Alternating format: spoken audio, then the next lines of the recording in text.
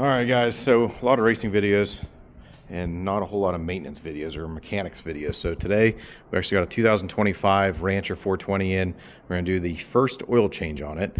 So before you start this thing, get the thing running, get it warmed up. Any oil change you want to do, that's what you want to start with, is getting it warmed up. So we did do that.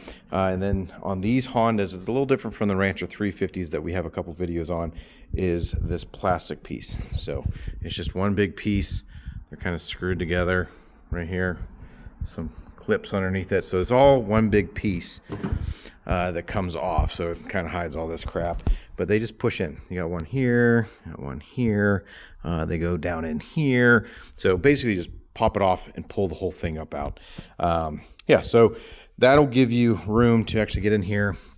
So you can see, whoop, missed it. You have the fill here. Oil filter is behind this guy right here. The drain is underneath. You have to get that from underneath the four-wheeler. And then on this side is the dipstick. So what we'll do is we'll loosen that right now. So when we do drain the oil, it'll come out a little quicker. All right, so we're gonna drain the oil here. I want to show you where the drain plug was. Crawl under this side and boom, the big one, 17 mil. So these shouldn't be super tight. Should be torqued a little less than 20 foot-pounds. Let me know if there's any more hair up here. I'm taking some vitamins, supposed to grow my hair. Just kidding, I am taking vitamins, but that hair's long gone, never coming back. Now it's time for the oil filter. It's right behind this cover right here. Just make sure you clean up. Do a little bit of cleanup before you take it off. You don't want any of this dirt going down in there. But this will also make a mess. It's been this design for years and years and years. And they haven't really, I don't think they figured out how to like make it so you don't get oil everywhere. So we'll put this little rag here. Got the drain pan underneath as well. But more than likely it's just going to make a little bit of a mess. This also has an arrow that's facing up.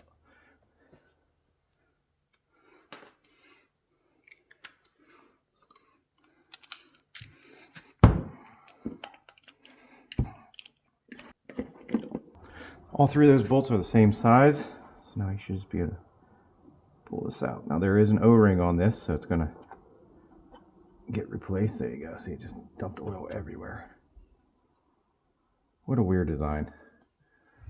But there's your O-ring. So we'll replace that. And then there's also a spring right here. Make sure you have that. All right, so we got the new filter in. We're going to clean this up. You put your new O-ring in. If you don't have a new O-ring, that's okay. You'll be fine. Just double check it. Make sure it's clean. No rips or tears or anything like that. This thing looks basically brand new because it should be. The thing doesn't have that many hours on it. So you got the new filter in. Spring in. That arrow is facing up. Push it in there. There you go.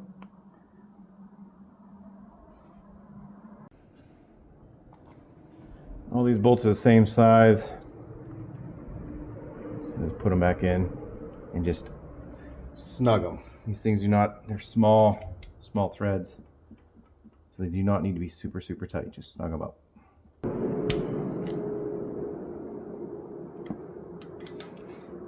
Remember, there is an O-ring in there, so that's helping seal it as well. So just snug, but not super tight.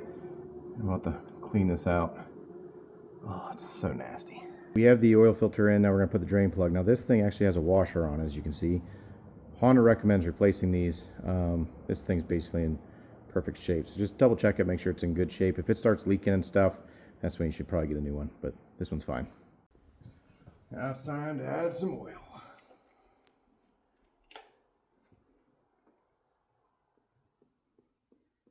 All right, so we added 3.5 quarts. So this engine transmission style is a little different. So you have the automatic, okay, and then you also can shift with your thumb there. So it does have a different transmission. That is also why it takes more oil. It takes almost 4 quarts versus the old style that takes a little less than 3, and it also comes with a bigger oil filter. So that is something to be very mindful when you're doing this, which model you have. So we are running the Valvoline.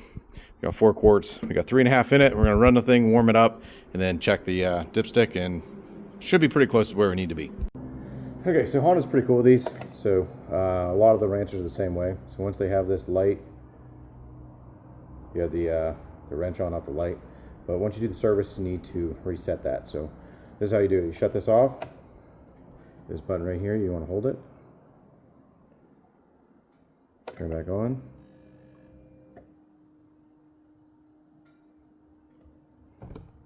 Go on. Double check it. Shut it off.